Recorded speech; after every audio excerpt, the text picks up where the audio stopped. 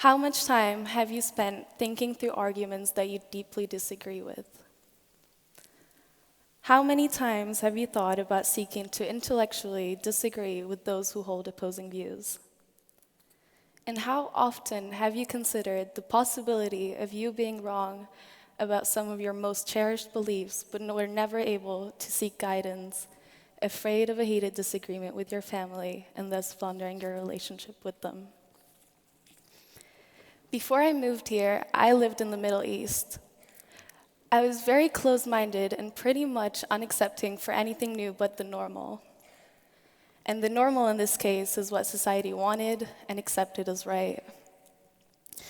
This meant that there were certain things that I wasn't allowed to do or say in public, having the fear of someone hearing or seeing me. And put in mind that I might not be doing anything wrong, but society deemed it to be.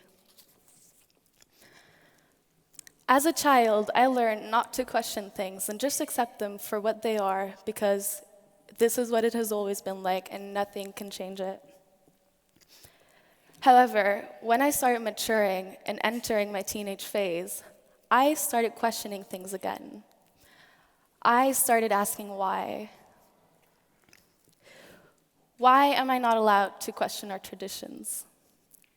Why am I not allowed to have a sleepover? Why am I not allowed to live by myself when I'm older?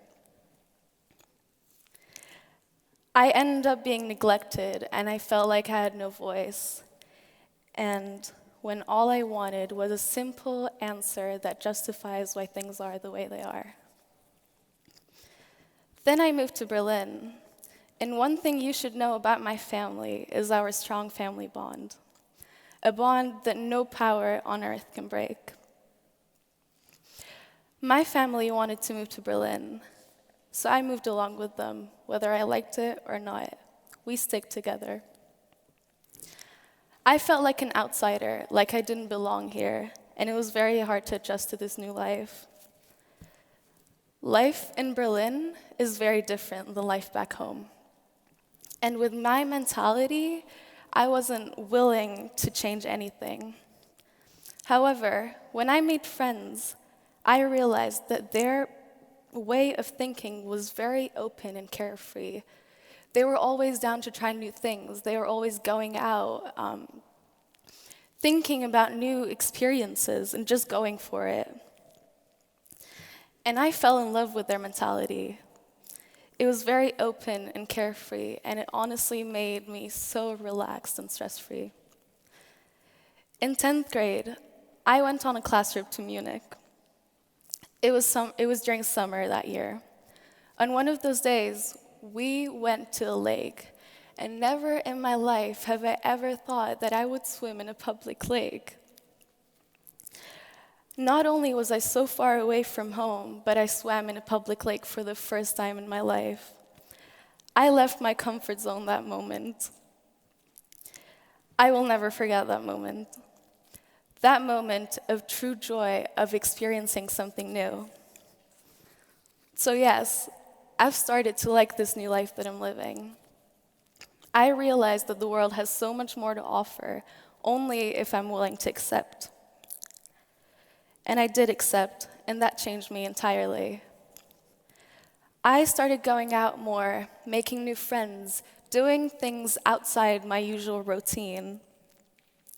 And my perspective of the world has flourished. It was a new beginning for me, and I felt happy for the first time in my life. I tended to be very closed-minded because I never surrounded myself with others who are not like me. I only did the things that I would do in my usual routine. I like to stay in my comfort zone and do things that I'm used to, but not anymore. I believe that having the will to experience new things and challenging ourselves to think in other ways is the greatest blessing, and it's indeed life-changing. And how do we do that in our everyday life is the question. Let's start by being more open to ideas or beliefs that broaden the way we think. Ideas or beliefs that challenge us.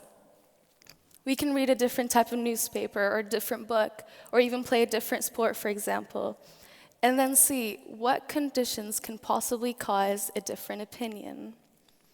And listen to that opinion, examine it, and be open to it.